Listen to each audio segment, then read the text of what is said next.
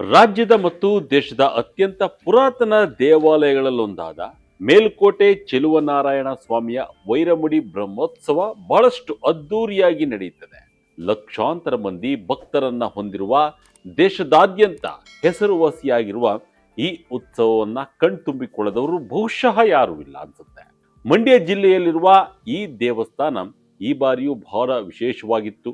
ಉತ್ಸವಕ್ಕೂ ಮುನ್ನ ಜಿಲ್ಲಾ ಖಜಾನೆಯಿಂದ ರತ್ನ ಖಚಿತ ವೈರಮುಡಿ ಆಭರಣಗಳನ್ನ ಜಿಲ್ಲಾಧಿಕಾರಿ ಹಾಗೂ ಪೊಲೀಸ್ ವರಿಷ್ಠಾಧಿಕಾರಿ ತಲೆ ಮೇಲೆ ಹೊತ್ತು ತಂದಿದ್ದು ವಿಶೇಷವಾಗಿತ್ತು. ಹಾಗಾದ್ರೆ ಈ ಮೇಲುಕೋಟೆ ಚೆಲುವನಾರಾಯಣ ಸ್ವಾಮಿಯ ವೈರಮುಡಿ ಉತ್ಸವದ ವಿಶೇಷತೆ ಏನು?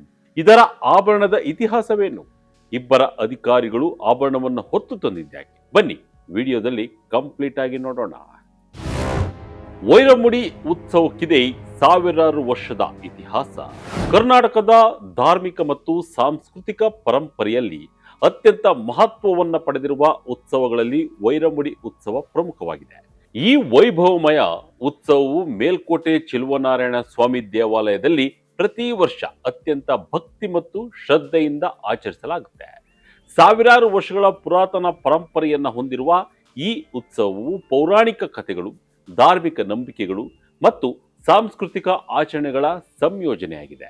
ವೈರಮುಡಿ ಎಂಬ ಪದವು ವಜ್ರಗಳಿಂದ ಅಲಂಕರಿಸಲಾದ ಕಿರೀಟ ಎಂಬ ಅರ್ಥವನ್ನು ಹೊಂದಿದೆ.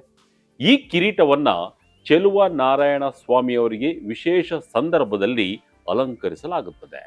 ಈ ಕಿರೀಟವು ಅತ್ಯಂತ ಅಮೂಲ್ಯವಾದದ್ದು ಹಾಗೂ ಸರ್ಕಾರದ ಖಜಾನೆಯಲ್ಲಿ ಭದ್ರವಾಗಿ ಸಂರಕ್ಷಿಸಲಾಗುತ್ತೆ. ಉತ್ಸವದ ಸಮಯದಲ್ಲಿ ಮಾತ್ರ ಇದನ್ನ ದೇವಸ್ಥಾನಕ್ಕೆ ತಂದು ದೇವರಿಗೆ ಧರಿಸಲಾಗುತ್ತದೆ. ಹಿಂದಿನಿಂದಲೂ ಕೂಡ ಇದೇ ಸಂಪ್ರದಾಯವನ್ನ ಮಾಡಿಕೊಂಡು ಬರಲಾಗ್ತಾ ಇದೆ. ವೈರಮುಡಿ ಉತ್ಸವದ ಪುರಾಣದ ಕಥೆಯೇನು? ಕಿರೀಟ ಧಾರಣೆ ರಾತ್ರಿ ಹೊತ್ತು ನಡೆಯೋದ್ಯಾಕೆ? ವೈರಮುಡಿ ಉತ್ಸವದ ಮೂಲವನ್ನ ಪುರಾಣ ಕಾಲದ ಕಥೆಗಳನ್ನ ಒಮ್ಮೆ ಕಣ್ಣಾಡಿಸೋಣ. ಪೌರಾಣಿಕ ಕಥೆಗಳ ಪ್ರಕಾರ ವಿಷ್ಣುವಿನ ವೈರಮುಡಿ ಕಿರೀಟವನ್ನ ವಿರೋಚನ ಎಂಬ ರಾಕ್ಷಸನ್ನು ಕದಿರುತ್ತಾನೆ.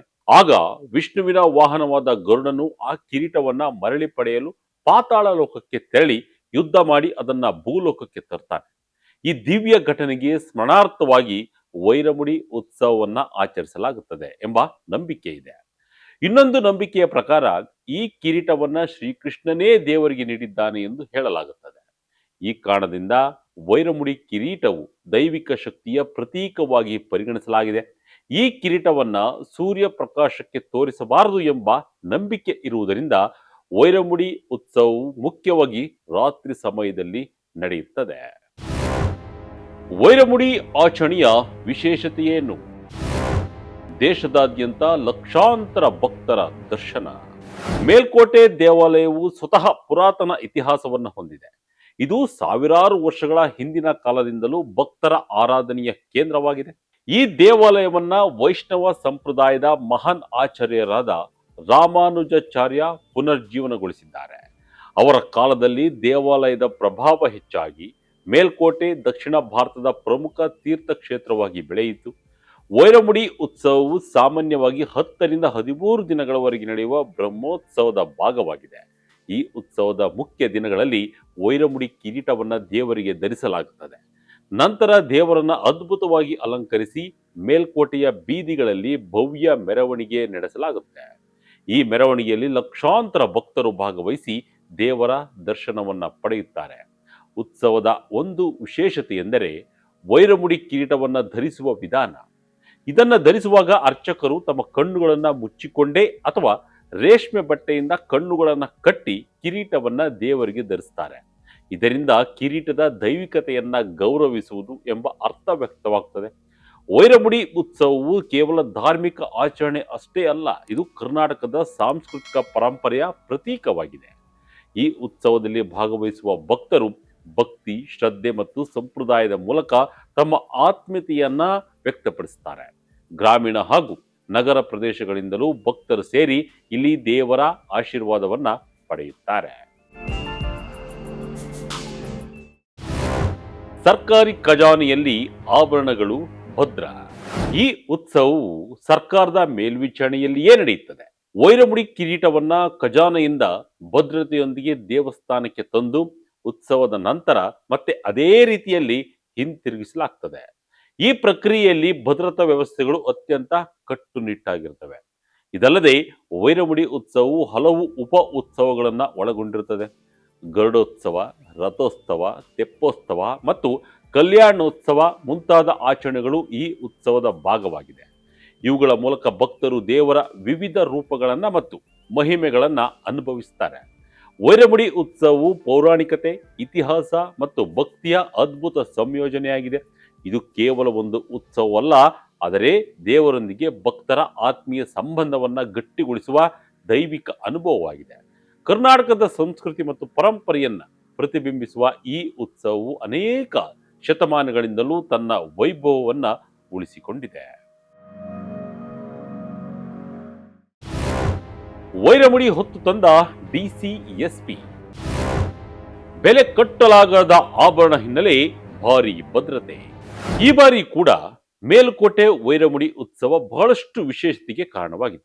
ಜಿಲ್ಲಾ ಖಜಾನೆಯಿಂದ ಜಿಲ್ಲಾಧಿಕಾರಿ ಎಂ ಕುಮಾರ್ ಹಾಗೂ ಜಿಲ್ಲಾ ಎಸ್ಪಿ ಶೋಭಾರಾಣಿ ಅವರ ಸಮ್ಮುಖದಲ್ಲಿ ಭಾರಿ ಭದ್ರತೆಯೊಂದಿಗೆ ವೈರಮುಡಿ ಆಭರಣವನ್ನ ದೇವಾಲಯಕ್ಕೆ ಕೊಂಡೊಯ್ಯಲಾಯಿತು. ಜಿಲ್ಲಾಧಿಕಾರಿ ಹಾಗೂ ಪೊಲೀಸ್ ಅಧಿಕಾರಿ ವೈರಮುಡಿ ಆಭರಣಗಳನ್ನ ತಲೆ ಮೇಲೆ ಹೊತ್ತು ತಂದಿದ್ದು ವಿಶೇಷವಾಗಿತ್ತು. ಆಭರಣಗಳ ಗಂಟನ್ನ ಹೊತ್ತು ತಂದು ಖಜಾನೆಯ ದ್ವಾರದಲ್ಲಿ ಇರಿಸಿದ್ರು. ತಲೆಯ ಮೇಲೆ ವೈರಮುಡಿಯನ್ನ ಹೊತ್ತು ತರುವ ವೇಳೆ ಹಿಕ್ಕಿರಿದು ಜನ ಸೇರಿದ್ರು. ವೈರಮುಡಿಗೆ ಪೂಜೆಯನ್ನ ಸಲ್ಲಿಸಿದ ನಂತರ ಮೇಲುಕೋಟೆಯ ಚೆಲುವನಾರಾಯಣ ಸ್ವಾಮಿ ದೇವಾಲಯಕ್ಕೆ ಕೊಂಡೊಯ್ಯುವ ಪ್ರಕ್ರಿಯೆ ಆರಂಭವಾಯಿತು.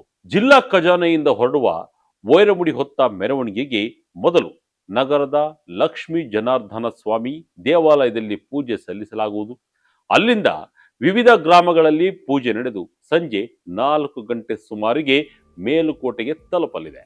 ಅಲ್ಲಿ ಮತ್ತೊಮ್ಮೆ ವಿಶೇಷ ಪೂಜೆಯನ್ನ ಸಲ್ಲಿಸಿದ ನಂತರ ಆಭರಣಗಳ ಮರುಪರಿಶೀಲನೆ ನಡೆಸಿ ನಂತರ ದೇವರಿಗೆ ತೊಡಿಸಲಾಗುವುದು.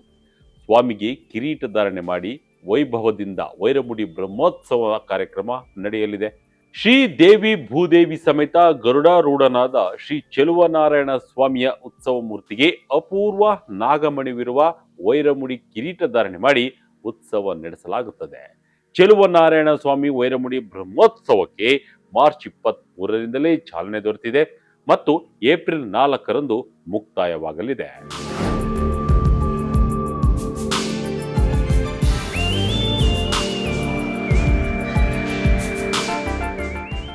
ಒಟ್ಟಿನಲ್ಲಿ ಮಂಡ್ಯ ಜಿಲ್ಲೆಯ ಅನೇಕ ದೇವಸ್ಥಾನಗಳಲ್ಲಿ ಇದು ಕೂಡ ಒಂದಾಗಿದ್ದು ಬಹಳಷ್ಟು ವಿಶೇಷವಾಗಿದೆ. ವೈರಮುಡಿ ಉತ್ಸವವು ಕರ್ನಾಟಕದ ಮಾತ್ರವಲ್ಲದೆ ವಿಶ್ವದೆಲ್ಲೆಡೆ ಪ್ರಸಿದ್ಧಿ. ಹೀಗಾಗಿ ವಿದೇಶಿಯರು ಉತ್ಸವಕ್ಕೆ ಆಗಮಿಸುತ್ತಾರೆ. ನೆರೆಯ ತಮಿಳುನಾಡು, ಆಂಧ್ರ ಪ್ರದೇಶ, ತೆಲಂಗಾಣ ಹಾಗೂ ಗುಜರಾತ್ನಿಂದಲೂ ಗಣನೀಯ ಸಂಖ್ಯೆಯಲ್ಲಿ ಭಕ್ತರು ಇಲ್ಲಿಗೆ ಆಗಮಿಸುವುದುಂಟು. ಅಂತೆಯೇ ಈಗಾಗಲೇ ನೆರೆ ರಾಜ್ಯಗಳಿಂದ ತಂಡೋಪತಂಡವಾಗಿ ಭಕ್ತರು ಆಗಮಿಸ್ತಾ ಇದ್ದು ಮೇಲುಕೋಟೆಯ ಎಲ್ಲ ಛತ್ರಗಳು, ರಾಮಾನುಜ ಕೂಟಂಗಳು, ವಸತಿ ಗೃಹಗಳು ಭಕ್ತರಿಂದ ತುಂಬಿ ತುಳುಕ್ತಾ ಇವೆ.